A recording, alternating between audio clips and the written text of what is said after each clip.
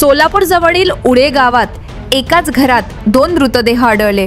सोलापूर जिल्ह्यातील दक्षिण सोलापूर तालुक्यातील उडे गावात 7 जुलै 2025 रोजी पहाटेच्या सुमारास एका घरात 2 मृतदेह आढळून आल्याची घटना समोर आली आहे। या घटनेमुळे परिसरात चिंता व्यक्त केली जात आहे। मृत व्यक्तींची नावे गोपाळ लक्ष्मण गुंड वय 30 आणि गायत्री गोपाळ गुंड वय 22 अशी आहेत। प्राथमिक माहितीनुसार दोघांचा काही महिन्यांपूर्वी विवाह झाला होता। गायत्री यांचा मृतदेह घराच्या एका खोलीत आढळून आला, तर गोपाळ यांचा मृतदेह दुसऱ्या खोलीत आढळला।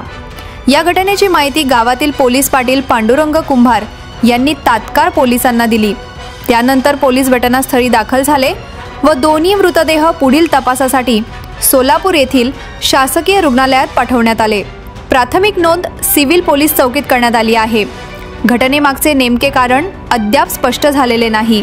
पोलिसांकडून सखोल तपास सुरू असून या प्रकरणातील सर्व शक्यता तपासल्या जात आहेत। सध्या सिव्हिल हॉस्पिटलमध्ये नातेवाईक उपस्थित आहेत।